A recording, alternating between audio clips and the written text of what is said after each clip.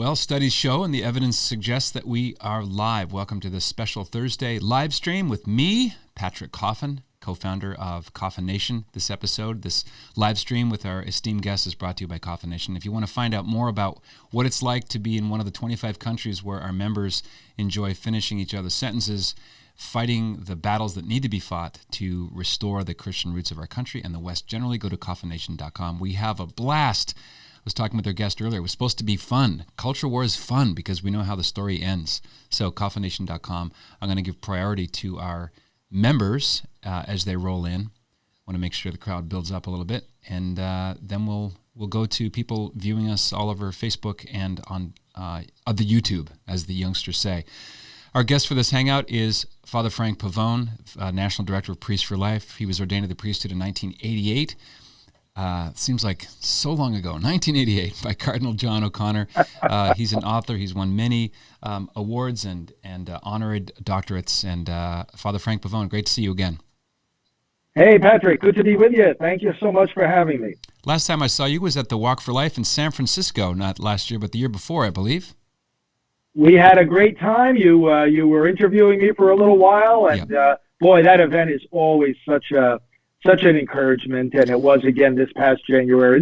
January, they had me give one of the main talks, actually, and we spoke about the elections, which of course we'll talk a little bit about tonight. Yep. But that was a great privilege there to be on the speakers lineup there. Yeah, I wish people would not just quote unquote pray for events like that, but show up. I brought my kids, felt totally safe in the marrow of San Francisco. It was completely peaceful. The cops love us because we're a large crowd that's peaceful and we're friendly. And it's a good vibe. Father, obviously I invited you on to talk about the new Hulu produced by the far-left activist, homosexual, trans director Nick Sweeney. It's called AKA Jane Roe, which I have watched. And you knew Norma McCorvey. In fact, Norma credits you as being the catalyst for her eventual entry into the Catholic Church. Maybe we can start because you're prominently not featured as an interview subject in this very misleading documentary. When did you first meet Norma? I first met Norma just after she was baptized by my friend and colleague, the Reverend Flip Benham, in 1995. Now, I had just taken over Priests for Life at the end of 1993, and I was traveling the country constantly, as I've been doing for these 27 years. And so I was informed by Flip and his team that they were preparing Norma for baptism. And shortly thereafter, in one of my trips to Dallas, I connected with her, and we stayed in very close contact ever since over the span of 22 years, not just as co-laborers in the pro-life movement, but really as friends. And I think as the years went on, Norma and I, together with Janet Morano, who many of our viewers and listeners know too, as the executive director of Priests for Life, the three of us became like siblings, and communication all the time, public events, behind the scenes, ups and downs, and just getting together. It was a beautiful, beautiful friendship. One of the things that comes through in this documentary is, in addition to the very slanted editing, is that they try to portray Christians and the Christian commitment to the pro-life movement as just a bunch of kooks, possibly violent. They throw in the absolute worst features that are condemned by every right-thinking pro-lifer. Reverend Benham, they try to make kind of foolish, thinking that he'll hang himself with his own words. He doesn't. He sounds like a very kind, zealous Christian leader who genuinely loved Norma McCorvey. Was that your impression? Well, he is, and he does. And Flip is a very humble man. He's very passionate for the gospel.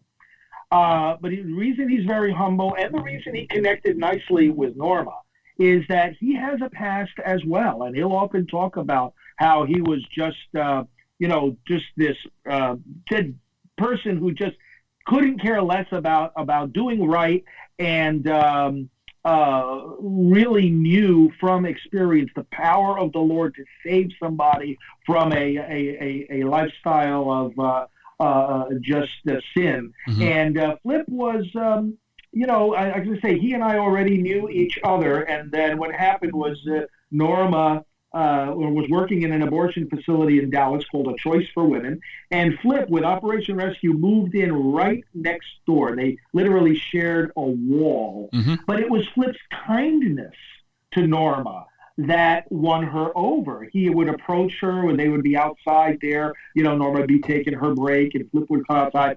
And one day he walked over and apologized to her for some harsh statements he had said publicly at a rally where she was present. And, they started talking. And one thing led to another. And Norma was ultimately baptized by him in 1995. So the relationship there, too, was genuine. And both he and I, and so many of us in the pro-life movement, really took Norma under our wings, but we cared for her. And I find it really, as you've said, and we'll delve into even more, the selective editing on this thing is horrible, predictable, but horrible. But it's so offensive when, the makers and promoters of this documentary and then the pro-abortion outlets who will just take it and run with it, run roughshod over those of us who had a relationship with Norma. And like you said, they didn't interview me for this thing. You would think they would talk to the people that knew her the best. But no. And not only that, but they run roughshod over the relationship, and they try to define the relationship. They who never met Norma once, they who just think that they know everything, and just want to dismiss everything we did and sacrificed for her over all those years. And, that's part of the offensiveness of what's going on here.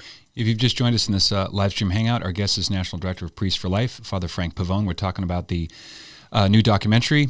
You can find it on Hulu. I'm happy to pay for the enemy's roadmaps, so I did the week subscription that I can drop it. It is definitely worth seeing. And the one thing I will say in its credit, and maybe this was not intended by the filmmakers, it really shows how stark and painful Norma's childhood was before she even turned 12.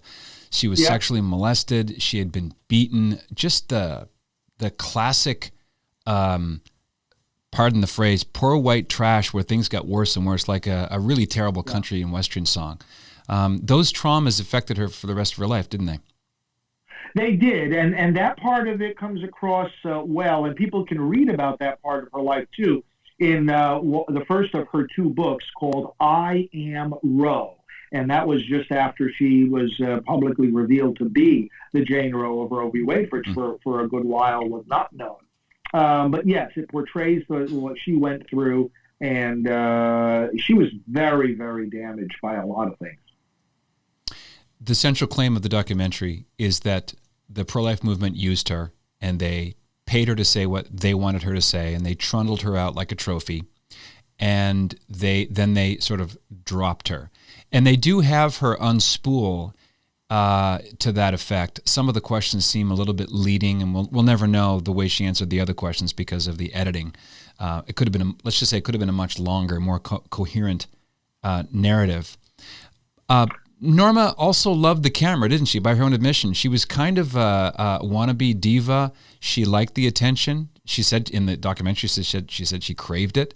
How much of that fed into her being the belle of the ball in this presentation? She we would always joke about what we call the star-studded cast. Norma wanted to be a movie star from her earliest years. And when we would talk about and we would joke about the years that she was interacting with the pro-abortion leaders, she didn't have such a high regard for them, and they didn't have such a high regard for her. All they needed was her signature on that initial affidavit. But, she would just give an example of how she interacted with them. They were all on a congressional panel one day. And so you had these pro-abortion leaders introducing themselves, and you had a Planned Parenthood, and you had Now and Patricia Ireland and people like that. Then they came to Norma, and she said, well, my name is Norma McCorvey. I'm the Jane Roe of Roe v. Wade. These other ladies, they just wish they were. And that was the kind of attitude. But so we would joke about the star-studded cast. And then Norma said, but we're the real star-studded cast. So she tended to put things in that framework, in that labeling, and she knew that she didn't fit in to a lot of the circumstances which by necessity she was thrust into it. This wasn't just true when she came into the pro-life movement. This was true before. Fancy press conferences. I mean, what did she know about any of that? She was very unsophisticated. And so, and yet she knew that being in those situations was necessary, and she wanted to do it. And in that sense alone, she was indeed putting on an act. I mean, we all knew, for example, she would come to honor me personally on a number of very formal events where I was being honored. The National Right to Life Committee one year, for example, honored me with their annual award. And this was a dinner at the Waldorf Astoria in New York. I mean, so you can imagine, knowing Norma's background, what it was like for her to, go into the Waldorf, with a fancy evening gown, and, there were senators there and leaders and ambassadors and cardinals. But Norma, it's not that she didn't want to be there, and it's not that she didn't believe in what she was doing. She did believe in what she was doing. But in a sense, you had to put on an act. So there's a lot of ambiguity here. Mm-hmm. I think deliberate half-truths and ambiguities when Norma would say, oh, yeah, I had to put on an act. And, oh, well, yeah, they had to show me what to say. You know why we had to show her what to say? Not because she didn't believe it, but because she was not in any way, shape, or form a public speaker, and she knew it.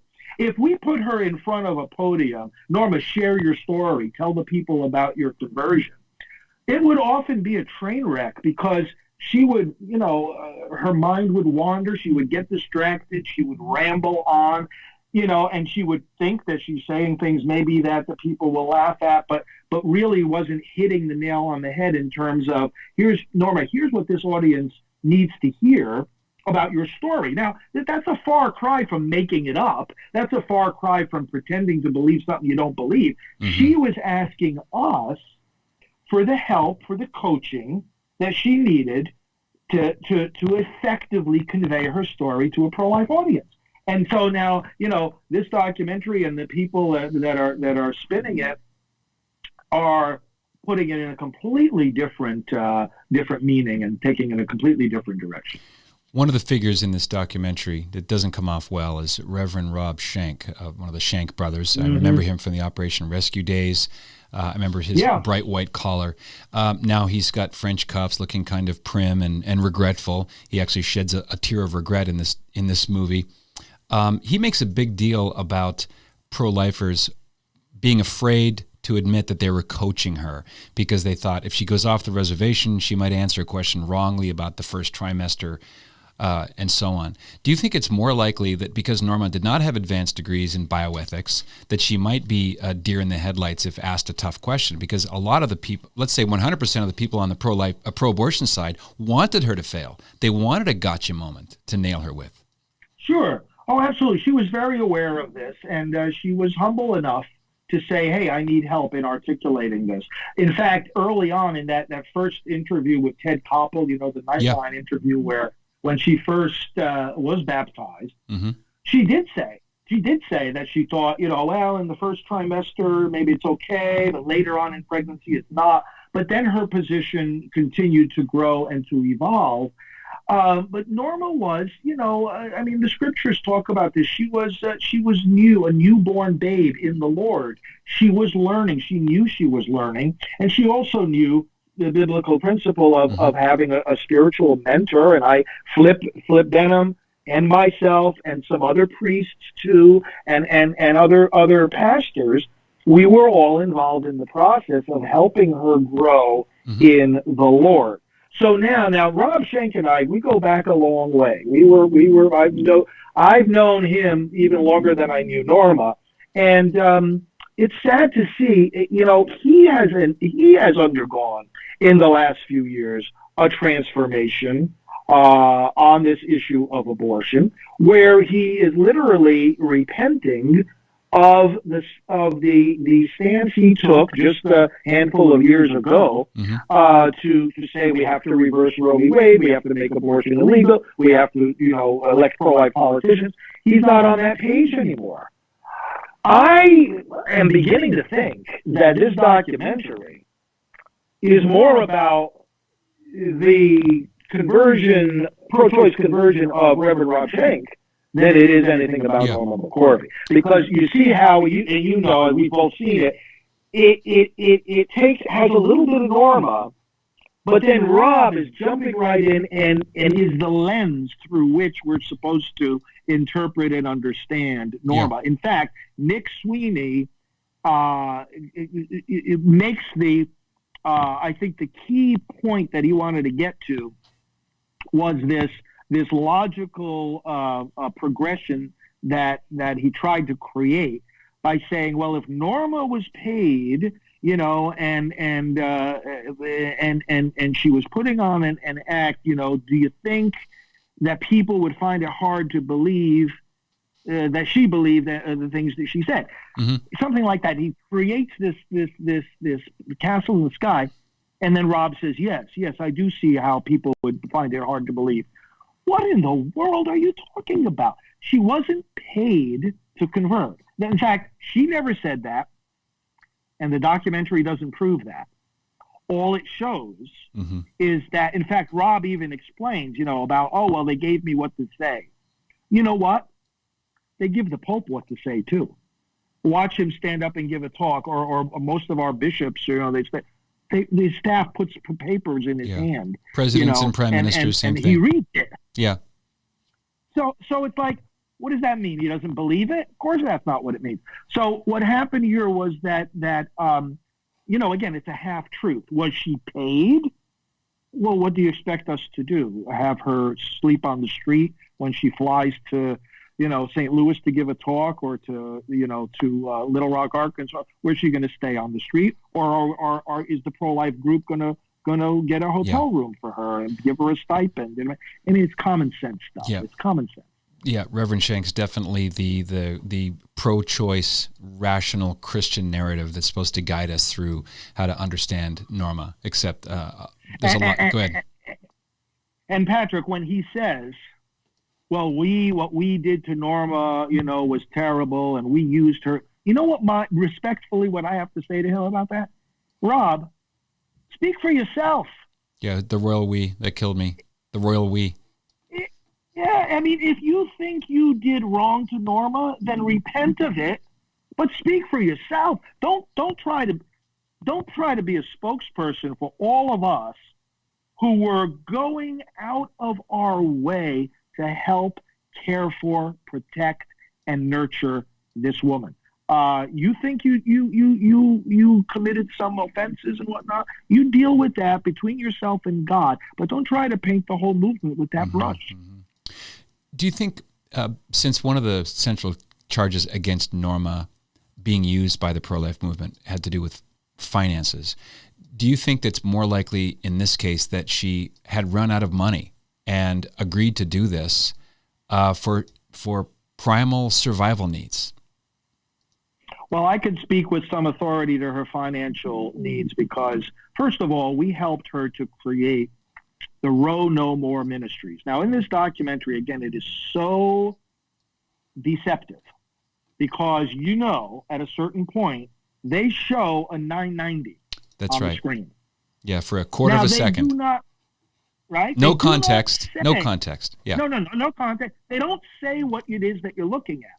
But if you look at it closely or you pause the video, you see it is the 990 for Roe No More Ministries. Now, that's the corporation that was established, the not-for-profit corporation, in 1997 that housed her activities. Okay, there were several people involved in that organization, and as I say, we helped her with that. Now, going back to what we said a moment ago, pro-life groups all over the country were inviting her to speak.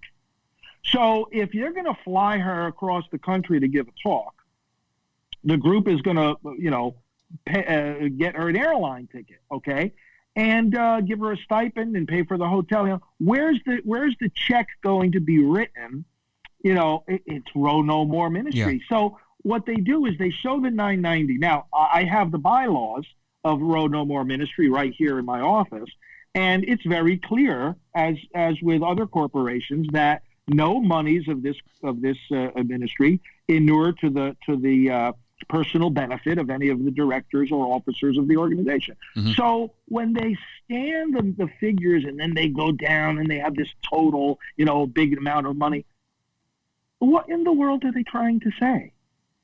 Just because her ministry received this money, they're making several hysterical mental jumps. Yeah. Reading into all that to conclude, it was because of the money that she became pro-life. That proves no such thing. This documentary, Patrick, wouldn't stand up in court for 5 seconds to demonstrate what some of the people claim that it demonstrates. Right. Not for 5 seconds. Was she supposed to be a missionary and do it all for free? Yeah, that's very, very bogus old stab at the truth. This documentary was filmed in about 2015, 2016. Norma died in 2017, I believe, 2018. How many years has it been? 17, February of 2017. Okay. Do you think, tongue firmly in cheek, do you think putting this documentary footage in the can for about 3 or 4 years, just releasing it before the election for the presidency of the United States, had to be just dumb luck, right? Especially because she said something about Donald Trump and right. Hillary Clinton. You wonder, right? And that could be the whole explanation for the whole thing, actually. And because we know that the other side is terribly afraid of what President Trump is doing for the courts, for the pro-life movement, Mm-hmm. very terribly afraid. He's taken millions and millions away from Planned Parenthood. So, yeah. And, that's where this film does not fit into reality. What I mean is this. If indeed this showed, which it doesn't show, some epiphany, either that Norma changed her mind or that she was lying from the start, and that all of a sudden at the end of her life she admits this, where on earth was that story in the fall and the winter of 2016 mm-hmm. or the beginning of 2017? Why didn't this come out as soon as Nick Sweeney filmed it? Why didn't it come out when Norma died or when her family came to me and we crafted the public statement that her family sent out upon her death, a statement which is still online and which says that she worked the rest of her life to reverse the Roe v. Wade decision? Why would the family, why would her friends permit that to be said if, in fact, in those last months of her life, it was revealed not to be true? And not only that, but why did none of us who knew her, none of us who worked side by side with her and knew her not just in the public events, but in the quiet moments, in the private moments, in the personal moments, we were by her side for all of this. Why did nobody have the slightest inkling? Even now, you talk to the folks who knew her, and we're all of the same mind. We're not saying even maybe. We're not dropping our jaws in amazement, mm-hmm. like Rob, I think, in this video. I never heard her say such a thing. All that proves is that he didn't know her the way the rest of us knew her. We were not surprised by anything we saw in that video because it's like, you know what, this was Norma. This was Norma. The only way you knew where she really stood was to be able to follow her through the years mm-hmm. and look through the ups and the downs and the ins and the outs. But she was, why did nobody have any inkling of any kind of a change or any kind of a fraud? None of us. So, I mean, can I bring in another dimension here? It's the healing. In other words, people can look at this story. I mean, they try to make sense of it, especially if they see the documentary, they see the things Norma said. They say, well, how does this jive with the things she said for 22 years publicly and privately? Okay. You can't compare it just on the basis of the words that come out of her mouth. What I mean is her conversion, pro-choice to pro-life, was not just a matter of words, because if it's just words and nobody knew what was going on behind the scenes, but we were behind the scenes. If it was an act, hey, guess what? We were backstage. We knew everything that was going on in her life. If she benefited monetarily, we would have known it. We were giving her the $20 that she needed for cat food. So the point I'm making is that it's not just a matter of one day she said she's pro-life, one day she said she's pro-choice, one day she said she's pro-life, another day she says again she's pro-choice. It's not the words. She went on a journey of suffering and of healing. As you know, the church ministers, we at Priests for Life and Rachel's Vineyard is part of our work. We minister to those wounded by abortion. Now, Norma never had an abortion, but she worked in the abortion industry. She bore the weight of being the Roe of Roe v. Wade. And so that creates a terrible psychological burden. Yeah. If I can. So she didn't. Quick interjection. I was very blessed to interview Bernie Nathanson before he died, the co-founder of NARAL, and a man, responsible directly or indirectly for about 85,000 abortions. And right. And it's very abstract if you're not sitting in those shoes, having to bear that burden. So, and it's oppressive and constant unless you have faith. And even if you do, it's still hard. And so even if a person had one abortion, mm-hmm. she suffers a tremendous lifelong trauma. To walk through life knowing that you're responsible for 50, 60 million abortions and counting, mm-hmm. there's no way for us to even imagine, right? Now, we saw up close, however, what that did to her. We saw the tears. Again, no cameras. The Nick Sweeneys of the world, they went home. The Gloria Allreds of the world, their press conferences, packed up and left. The crowds dispersed. The lights went out. We saw Norma in the personal moments, in the personal journey, the long personal journey. The tears, the nightmares, the grief. And what did we see her do? We saw her courageously deal with that grief. We saw her, of her own initiative, come to me and say, Father, forgive me. Give me the peace of Christ. We saw her go to our Rachel's Vineyard team, to the psychologists and the psychiatrists that serve the pro-life movement. She came to us and she said, let me make this journey of healing. And through her tears, she suffered for decades. You know what? You don't fake that. You don't fake it. I mean, our team has helped hundreds of thousands of people in these situations. You don't fake it. And we know when a person is faking it and when they're not. And she wasn't. Right. Yeah, she definitely exhibited more than words. Her deciding to fully join the pro-life camp and then become a Christian, then become a Catholic, put her in danger. It put her in the target of the people that, originally speaking, lied for her and about her through Sarah Weddington, saying that she had been raped when she had not been raped. Now she's kind of gone back on that. But to me, Father, let's just say that Norma is a liar and that all this movie does is show that she's a liar. Isn't that a wash?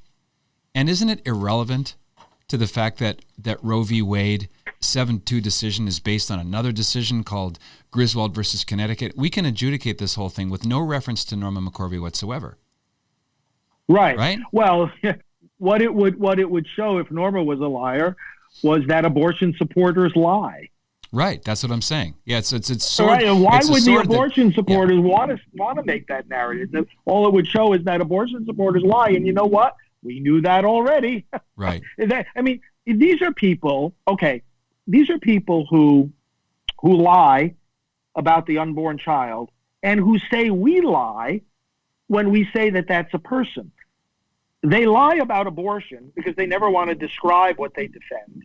And then they say we lie when we quote Warren Hearn in the abortion textbook, Abortion Practice, by calling it dismemberment and decapitation. They say we lie, but that's in the textbook. So if anybody knows how to lie and how to say that other people are lying, it's the abortion supporters. Now, the silver lining here is this.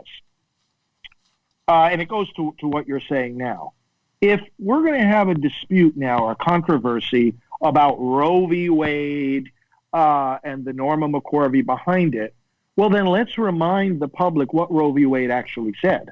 And what it said was something that Norma did not buy into even when she was on the other side, namely that abortion can be permitted throughout pregnancy. Mm-hmm. Throughout pregnancy. This is Roe v. Wade. It's the extreme position, of course, that the Democrat Party in America takes. And a lot of people don't know that either. They don't know what Roe said, and they don't know what the Democrats say, which is, doesn't matter how far in pregnancy, could be that 9th month, healthy mother carrying a healthy baby who can survive outside the womb. Mm-hmm. But they say, no, she should still be able to have an abortion. It's her choice. And by the way, we taxpayers have to pay for it. So this is a great opportunity to expose the extremism of Roe v. Wade and the Democrats, and to expose what abortion itself actually is, which is one of the things, too, that shook Norma up and said, mm-hmm. well, hey, I don't want to have anything to do with this. This is gory. This is scary. This is violent. Mm-hmm. Before we turn to questions, our guest is Father Frank Pavone, National Director of Priests for Life. We're talking about a.k.a. Jane Roe, Hulu-produced documentary by an Australian LG, I keep forgetting the alphabet soup letters. Right. LG. Well, they're changing it every day. They change anyway. it every week. It goes change up.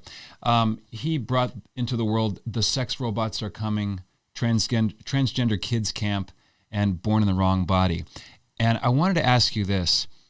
How much of the motivation on the part of the filmmakers do you think is powered by the fact that Norma not only publicly said, I am pro-life, I regret my role in Roe v. Wade, and not only spoke at pro-life rallies and wrote books and worked with Roe No More Ministries and was happy to publicly partner with you and became a Christian, then a Catholic, she also left the lesbian lifestyle. That's a sacred cow, because the filmmakers let Flip Benham say that, yeah, she was chaste with her then girlfriend Connie, who died in 2015. Rest her soul. How much of that's at play? I got to know Connie too. I knew Connie, and this was real. This was real. The fact that they, upon Norma's conversion, realized that, hey, we're accepting Christ. That is not only about abortion. That's also about how we conduct ourselves sexually, and it was a real. It was virtuous, and what they did, never losing the respect, the friendship for one another, mm-hmm. but recognizing that there are limits to what you can do. So yeah, I think that's a big, perhaps bigger engine behind this, even than the abortion motivation. Well, it goes to show that it wasn't an act. I'm sure they embraced chastity at great personal cost. If they were lying, why would they do that? That's dumb. Mm-hmm. But Well, and this is where, again, I have to say that I am personally annoyed and offended, recognizing that there are limits to what you can do. So yeah, I think that's a big. At seeing these various reports about this documentary, and where people feel so free to just rewrite the history, and they act as if we don't know. They, like some people in their comments online and everything, they said, well, we'll never really know the truth about Norma. Well, excuse me, yes, we do. Right. We'll never see into Norma's soul. Well, excuse me, yes, we did, because she bared her soul to us. Well, we'll never know what happened behind the scenes. Well, excuse me, yes, we do, because we were behind the scenes. They act as if, all we know about Norma is what she said in her public talks. But again, when the reporters went home and the crowds dispersed and the lights went out, we were there with her, a lot of us. And so we do know the true story. Was her conversion to the Catholic faith legit and sincere? Oh, yes. Well, she, as soon as I started interacting with her, she would come to my masses. I would fly into Dallas, as I flew into just about every city across the nation one time or another, and did mass at the invitation of local pastors, right? So she would come to the mass, And then she started asking me questions about the Mass. Now, she had been exposed to Catholicism in her youth because her mom would take her to the Catholic Church. But she would ask me these questions. And then the first time I visited her home in Dallas, she said, could you bless my house? I understand that Catholics do ask blessings. So we blessed her house. We gave her a supply of holy water. And there's a funny story connected with that. A couple of weeks later, I'm on the phone with her. I say, how's your supply of holy water? She said, Father, my friend and I forgot it was holy water, and we drank it. So I said, well, now you're holy on the inside, too. Right. But she would ask me these questions. Then one time we were at a pro-life event. We were in the car at the end of the day, and she said, Father, is there such a thing as a born-again Catholic? Because, Flip Benham and his associates there, sure. And Flip was in the car at the same time, by the way, and they had talked to her about being born again. That's what the baptism was. But she said, is there a born-again Catholic? I said, yeah, we believe the same thing. We're regenerated by Christ. Oh, that's great. So I could tell now she was processing in her mind. Now, she wasn't only talking to me. She was talking to Father Ed Robinson, a Dominican at the University of Dallas, who gave her instructions. And he was guiding her as well. And one day I knew she was really on her way to the church when she asked me via email, how do I say the rosary? And I started showing her how to say the rosary. And then we were at a conference and she said, Father, I got this disturbing dream the other night where God told me I am going to be calling you home soon. She said, Father, what does that mean? And I said, well, Norma, I don't know what it means, but ask the Lord. He'll tell you. A couple of weeks later, she emails me and says, Father, I know what it means. The Lord is calling me home to the Catholic Church. So it was real. It was sincere. It was beautiful to see. So many questions now are rolling in. Let me start with our Coffin Nation members here. Lots of comments, lots of love and support. I think people are just happy to listen rather than ask questions, Father. Yes. Let's see here. We've also got viewers on YouTube. Gilles Normando of Winnipeg says, the left will do anything to discredit the pro-life movement.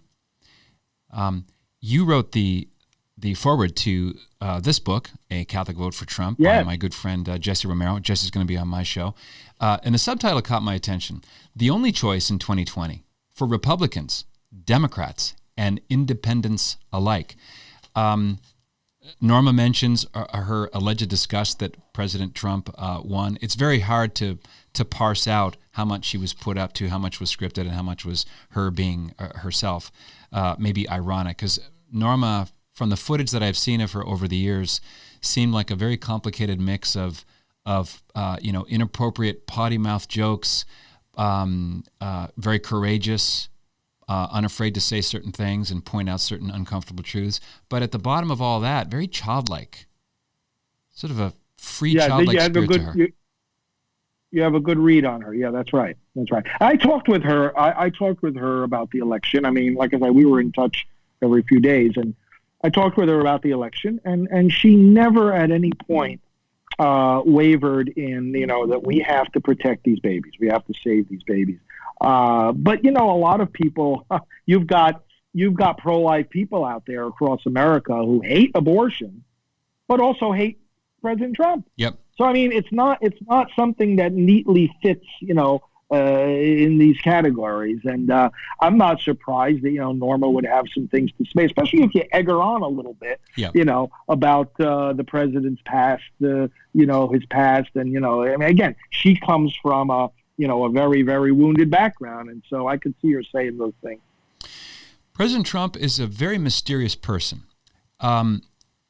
It's almost like despite his own past, despite his multiple married status, despite whatever human imperfections, whatever the thing is about him that you don't like, he also seems to be, in some mysterious way, God's man in the White House.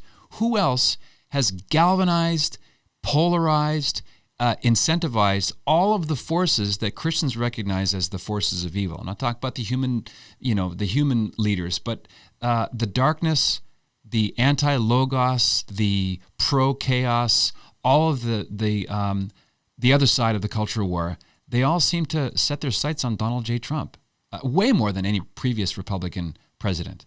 This is strange, isn't it? Am I overplaying the card here? No, not at all. In fact, if you think about his policies, they are all so biblical. First of all, this man is trumpeting faith in God, protecting the freedom of the church. I often say, people ask me, well, why are you and Priests for Life rallying around President Trump? I say, well, if he weren't where he is, we wouldn't be where we are. We would have been put out of business by the Obama administration if Clinton had gotten in and continued those oppressive policies with the HHS mandate, which said to us, essentially, either violate your faith or violate the law, one or the other, and we made it clear from day one, we're not going to violate our faith. So you got to change the law. But the point is that President Trump is who saved us and so many other groups from having crippling fines imposed on us and punishing us for practicing our faith. Okay, but his policies are so biblical. All of that, protection of innocent life, strengthening of the border. Scripture talks about borders. God loves borders.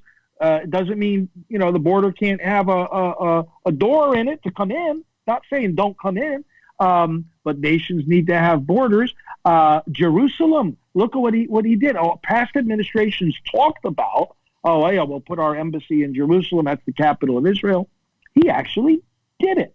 And on it goes. There's so many of his accomplishments. A strong economy, blessing the people and in that particular way, a strong military, fairness in international relations. This means a lot to him. It should mean a lot to every American. What he has done has been inspired by the Word of God. And I know the pastors, by the way, who ministered to him personally, and they all say the same thing. They all say the same thing, and they've said it publicly. They say, we've never seen someone so open to learning the ways of God and the ways of the Spirit. He has been growing in the faith since he has been in office, and the fruits of it show. You have to wonder how much influence the elegant and revert Catholic First Lady has had an effect on her husband. To me, she's probably the secret sauce there. That's right. There's a lot to be said for that. She's a wonderful person. Someone named Gibbonsburg says, paradise means walled garden. Yeah, there you go. That's right. Yeah, totally stealing that. Thanks for that. That's good. My good friend and probable mutual buddy in the pro-life movement, Astrid Bennett Gutierrez, says, the pro-life movement receives with open arms all who wish to exit the abortion industry and who've had abortions. In fact, none of us are innocent. We've all failed, and all of us have been wounded by abortion. That's a true statement. We have all been wounded. It wounds everything it touches. It wounds relationships. It poisons. The United States bishops have said this in their document, Living the Gospel of Life. Roe v. Wade is a poison on our legal system, not to mention our culture. We all suffer the wounds, absolutely. Father, are you able to share to your page on Facebook from the Patrick Coffin Media page? Can you, or someone there, do it on the fly? Yeah. I'm getting instruction here. Yeah, if you can share to your page on Facebook from our PCM page on Facebook. Very good. Someone asks a question here. I'm not sure if you're able to. It's from Teresa Nelson on YouTube. What do Norma's children think about the movie? Are they going to shed light on her life, set things straight? You may not be at liberty, or you may not know. Yeah, her daughter Melissa, whom I've come to know, has chosen not to make any public comments right now. But I do know her, and as I think I may have mentioned very briefly earlier in our conversation, that when Norma died, Melissa and I worked together to craft the public statement from the family, and we put in that statement that she worked the rest of her life to reverse this Roe v. Wade decision. Mm-hmm. There was no contradiction of that from the family. No doubt about that. No pushback about that. Yeah. So if any of this nonsense were true, you would think that. Well, why would they want to say a statement like that to the contrary? But I notice in Norma's family, or her daughter, her grandchildren, whom I've met, it's like so many other scenarios that I've seen in helping families that have been thrust into the spotlight unwillingly, like the Terry Schiavo situation, right? Yeah. All they were trying to do was love their daughter, their sister.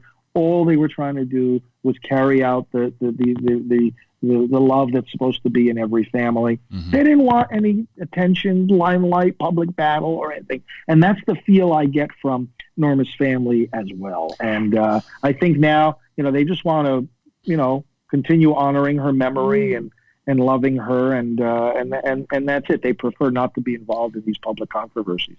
I know it's recently, relatively recently, as we film this, released. But when I watched AKA Jane Roe, there are two things that really made me angry, apart from the mendacious editing.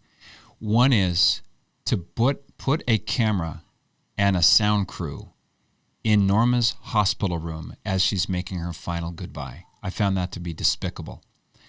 This is a moment. This is a sacred moment. Get the cameras off and out. And they also filmed Norma's mortal remains. Why did that need to be there? Yeah. Exactly. The lack of respect. And if it was the pro-life movement using her, well then, look, I knew that she was taping this documentary as it was happening. She was telling me. And she told me, I'm getting paid for this. I'm happy about that because I'm broke. I have the texts. In fact, I've shared them publicly, and I'll share more. I knew what was going on. But why is it then in those moments? And I was visiting her in those facilities and where she was staying the end of her life. Why was it that the pro-life movement wasn't sticking the cameras in her face? Right. Why weren't we, who were just only regarded her as a trophy, after all, didn't regard her as a human being? Well, then where were we? Were we? We knew, why weren't we sticking the camera in her face in her last days and last month? Say, okay, Norma, set the record straight, because we refused to exploit her. And this is where the lie of this thing is infuriating to those of us who, again, went out of our way to be loving to this woman. I couldn't put my hand on it, but I have a copy of an interview sheet from Catholic Answers Live. It was a previous host who attempted to interview Norma back in the day, probably 10 or 15 years ago. And the show was titled as eye candy to try to, provoke people to watch it. It was called I Am Roe, possibly I Am Jane Roe. Norma took so much umbrage, she wrote an angry email saying, I'm not doing it. You call me this, I'm out of here. And so, if she was just a shill, being used as a trophy, she wouldn't have, there would be none of this personal animus against the idea that she's associated with the Roe identity. That was typical Norma. And the very first time we sat together to do an interview, I interviewing her, I started off by saying, so Norma, you're the Roe of Roe v. Wade. Here was her answer. No, Father. I was the Roe of Roe v. Wade. Mm-hmm. But now I am Roe no more. I am a new creation in Christ. And that shows that she was taught well by our evangelical friends who baptized her, because that's what happens to us all, right? We are a new creation. The past of sin is literally buried with Christ, and we rise to a new life. The pro-abortion / pro-choice movement is taking a lot of hits. You've got all the footage by my friend David DeLayden and the Center for Medical Progress. You've got the movie Unplanned. You've got Gosnell, who the screenwriter Andrew Klavan has been on my show. These are terrible hammer blows to the pro-choice rhetoric. It seems to me that documentaries like AKA Jane Roe show a movement in free fall. As you say, why wouldn't they just release it in 2015 or 2016? Why wait now? Right. And you've got our mutual friend Nick Loeb's Roe v. Wade movie that's looking for a distributor. They don't want this movie out there. They don't want the clarity and the simplicity of the pro-choice position. And this is, and some people have said to me, well, are these pro-abortion people now trying to do to us what we've been doing to them over all these years? And my response to that is, yeah, nice try, guys, but you're making laughable fools out of yourselves, because the difference between exposés about us versus ours about them is that they are trying to rewrite the history of a human being and get into her mind and heart and soul. And ultimately, again, although we knew her, have absolutely no doubt about what the truth is in this matter, no doubt whatsoever. However, even if they proved what they're trying to prove, which they didn't prove, it means nothing for the question of what is abortion. Yeah. But what Gosnell and Unplanned and this Nick Loeb Roe v. Wade movie, which I've been helping with, and the Leiden videos, what all those 4 films show is the reality of abortion. And what makes the other side go crazy is there's nothing they can do to change that. The reality of abortion, an act of violence that kills a baby, is something that they cannot sanitize. They cannot get away with it. They can't change it. They can't deny it, no matter how hard they try. Yeah, you can't unring that bell. I want to mention my friend Abby Johnson. We mentioned Unplanned. She received a late-night phone call from a strange area code that she almost didn't pick up, and it was none other than Norma, who wanted to connect with someone that Norma described as a big number. I thought this was very interesting, almost a sort of a dark club. What did she mean by that?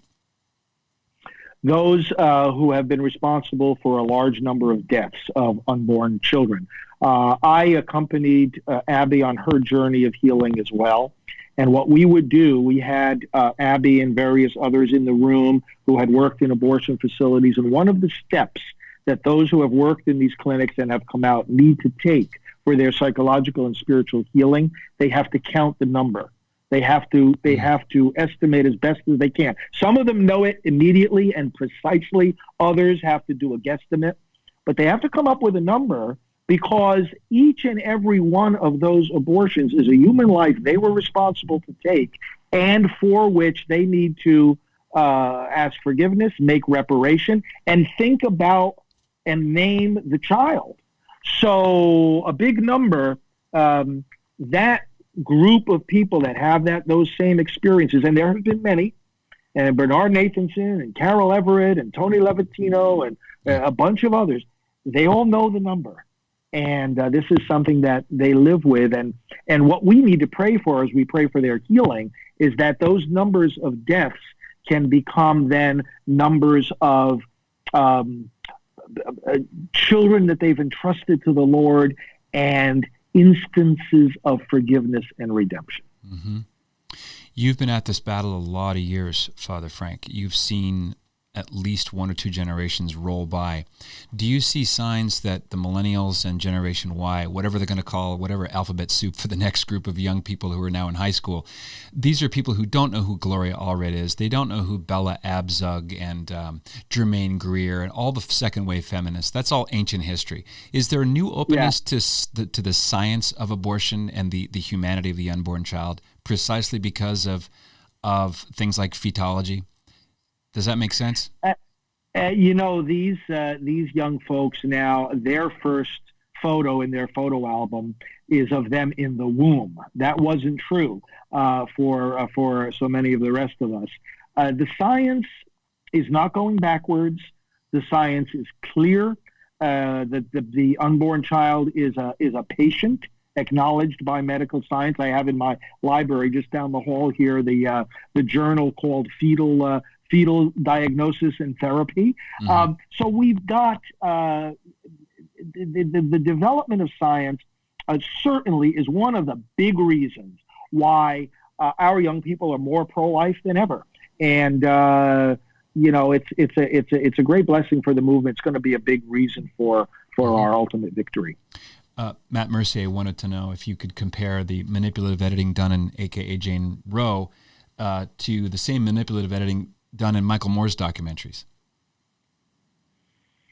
I'm not as familiar with Moore's stuff. Of course, I know about it, but not as familiar with the details of the editing. However, you always have certain constants throughout throughout all of this. And the interesting thing is, it was also what the Leiden videos were accused of, and the pro-aborts always use the phrase that I don't hear anybody using for the AKA Jane Roe, and that is the phrase heavily edited. Isn't that every time we heard those videos talked about in the mainstream media, was the heavily edited videos, right? But no, you see a lot of the same patterns of taking something that someone is saying and doing completely out of the framework where it was originally said or done. And then you see this reinterpretation by other people of what was said, and the effort to make it sound like what was said or was being done was in fact something other than was actually said and done. I mean, the pattern. There's only so many tools in the toolbox here, and they are used consistently in these different efforts. Okay, Priests for Life, priestsforlife.org. Back in the day, let's say 1940, not 2020, they were just known as priests. Every priest back then, this is a generation before Roe v. Wade. Do you see signs that more of your fellow priests are preaching more boldly about this? You can say what you want about some of the weaponized ambiguity of the pronouncements of our current Holy Father, but he's compared abortion to hiring a hitman. He's been very blunt-edged about abortion. Right. Yeah.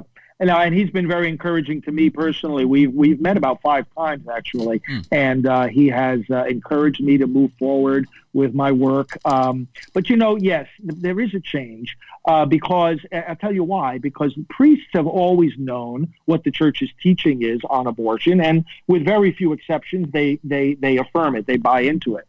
But it's a different thing to know a cultural battle, how to engage it. And the priests that are now rising to the rank of bishops and are more experienced in the priesthood have grown up with the pro-life movement. They know not just the teaching, but how to engage the battle. And that is opening up a whole lot more freedom of preaching about it. There's still, though, constantly the questions and complaints we get are along the lines of, my priest doesn't talk enough about this issue. Could you please help him?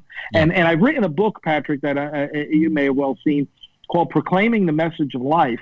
It takes the Sunday readings for the whole year, for all 3 years of the liturgical cycle, and gives the priests and the deacons, for that matter, hints on how to preach pro-life from those readings of those Sundays. So we've developed these tools for our brother priests, and they are very, very grateful for them. But the term Priests for Life, I do want to say, doesn't mean that our ministry is just for priests. It's about helping everyone. It's about us as priests helping all of you, brothers and sisters, to do everything possible to end the killing of these unborn children. So we all want to be in this together. Well, you just stole one of my arrows from my quiver. I was going to ask you about helping practical resources for preachers who are shy to. They don't want to get yelled at in the sacristy afterwards, or have someone push back. But I'm sure you've got advice on that as well. Half the battle is that people they just don't know what abortion is. We're sleepwalking about what this is. We've heard the word so often. We never talk about the victim of abortion, what it does to the victim. We kind of politicize it and kind of put some I don't know. It's like it's been anesthetized. Does that make sense? Oh, that's exactly one of the biggest problems. And that's why I always say, I'm often quoted as saying, America will not reject abortion until America sees abortion. Again, we talked about the movie Unplanned a little while ago. What is the tagline for that? What she saw changed everything, right? That's the core of the story. And it's true for us all. We have to see abortion.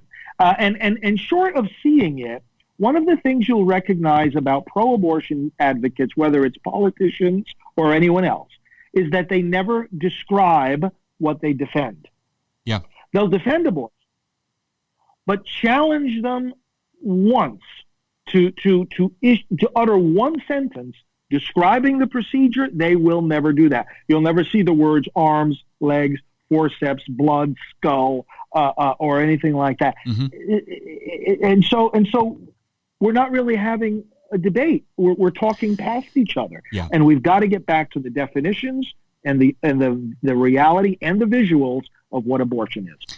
It gives me a chance to remind people to check out liveaction.org and my friend Lila Rose. This is something I've learned from Lila about engaging people who hold the pro-abortion position. Get them to finish their sentence. Pro-choice to what? Abortion should be safe, legal, and rare. Why? Why? Why not 100 times a day? What is it about Especially it? if it's a fundamental right, right? Yeah, of course. Yes.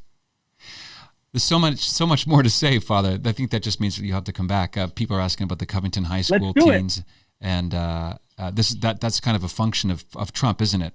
The incredibly abusive treatment of young Nick Sandman, a very courageous Catholic high schooler. Really, I have to say, thrown under the bus by 3 area bishops before all the facts came out, and now he and Linwood are rightly suing the media platforms that helped destroy his life. Unthinkable under a Republican president who is sort of weakly pro-life in name only, if not openly pro-choice. That's another function of how President Trump is kind of the North Star for a lot of cutting-edge, important, vital matters. He's been described, I think Jesse calls him a Latter-day Cyrus, right? Yeah. He has emboldened us. He has, one of the great things he's done for the pro-life movement, besides, taking so much money away from the abortion industry and advancing the cause in policies in so many ways, is that he has emboldened the way we speak about the issue simply because of the way he speaks about it. And this goes a very long way, and it emboldens these young people. They take that example. They wear those MAGA hats proudly, as, by the way, do I. I have my MAGA hats too. And, hey, we have to have the freedom in this country to speak our mind, including on politics. Are you saying, Father Frank Pavone, that if those teens had a Hope Change Democrat Party logo, that they would have been treated any differently? Is that what you're claiming here? Isn't that amazing? Yeah. Boy, oh boy. The discrimination, the downright bias is just unbelievable. It's unbelievable in so many ways. The left has become completely unhinged. The Democrat Party has been, and I will say proudly what the president says. And I don't think this is any violation of any of our standards. They're sick. These people are sick. They when you see the way that they look what they did to Justice Kavanaugh. I mean, throwing due process and the presumption of innocence completely out the window and expecting us to go along with it. I mean, this is like Lindsey Graham said that day in the Senate hearing. I mean, this is the biggest sham that I've ever seen in politics. These people have become unhinged, and that's why in this election, we're not just talking about who's going to be in the Oval Office. Everything we stand for, everything we believe in, everything we have worked so hard all our lives to defend and promote, all of it is on the line, both in terms of our church and in terms of our beloved country. It is all on the line. This is no exaggeration. This is not a dispute between two parties who they both mean well and they're both trying to accomplish the same thing, and they just have different opinions about how to accomplish it. We wish it were that. But a lot of these people on the left, a lot of them, we're saying, we're not going to make a sweeping generalization, but a lot of these people, they do not mean well. They want to destroy what America stands for, and they want to destroy the church. They don't only want to destroy the unborn, they want that too. But listen, we've all got to wake up, and I think this is, Patrick, one of the things that book tries to do is to show us, and that's why, as you quoted the subtitle of it, that's why that's true. It's not just for Republicans, Catholics, it's for everybody, that this is the only way forward to reelect the president, because everything we stand for is on the line. He brings with him, people might have their thoughts about him as an individual, but remember, he brings with him a whole team. It's his administration, it's the party, it's the people, the thousands and thousands of people that he brings into the federal government who think the way we think, who value the things we value, and who are going to defend them. Personnel is policy. Yeah, exactly. If what many people think will happen, that is that President Trump will win a landslide in 2020, we have a chance to replace at least one justice on the Supreme Court. I'm taking the long road to this question because it's something I heard that Rush Limbaugh said in the late 90s, possibly, maybe a little bit after that. He mentioned out of the blue something Cardinal O'Connor said, the Cardinal Archbishop who ordained you to the priesthood in 1988. He said the law is the great teacher, and the context was the abortion issue. So my question is, if Roe v. Wade is overturned because it's the deceptions and the half-truths that went into its argumentation dating back to 1965 and earlier, if that gets overturned, it goes back to the states. That's not the finish line. That's the starting line, correct, for local pro-life activism? Yes, that's right, because that's the conventional wisdom among legal scholars, is that that's how it would be overturned, that they would recognize, the court would recognize the right of the states to legislate on abortion. Now, it couldn't be done a different way, but yes, and then the battle would continue on the state level. Some states would automatically prohibit abortion. Some states would automatically continue to keep it legal, and a bunch of others would be battlegrounds to decide. The state legislatures would have to decide then what's going to happen next, which is why, as we go into the elections of this year, the election for president is all important, but pay attention, friends, to not only the election of all the members of the House and a third of the Senate, but pay attention to your governor's races, state legislative races. Get to know now who these candidates are, who these people are, and make a really informed choice all the way down the ticket. And lay off the birth control and don't get divorced. And within generation, we'll take over through the sheer weight of demography, right? Amen. There's a little silver lining there. Father Frank Pavone, thanks a lot for all the work that you do. I want to throw the website out there, priestsforlife.org. Tons and tons of free stuff, unless you were paid by some evil, nefarious character that you refuse to name here. Awesome. Did it. Anyway, an excuse to have you back on. Father Frank Pavone, our guest, Please. Wrote the foreword to A Catholic Vote for Trump, the only choice in 2020 for Republicans, Democrats, and independents alike. If you've enjoyed this conversation, this live stream, check out coffinnation.com. It's not just about the law, it's about the culture. It's about marriage. It's about commitment. And it's about understanding that we were made for a purpose. We're made to be saints. And with His grace, we can get there with our cooperation. Thanks for your priesthood, Father Frank. God bless you. All right. You as well. Become a premium member. Check out coffinnation.com, and we'll see you on the flip side. What's that? Yes, we're offering a free trial as well till the end of this May. So check out coffinnation.com. Be a saint. What else is there?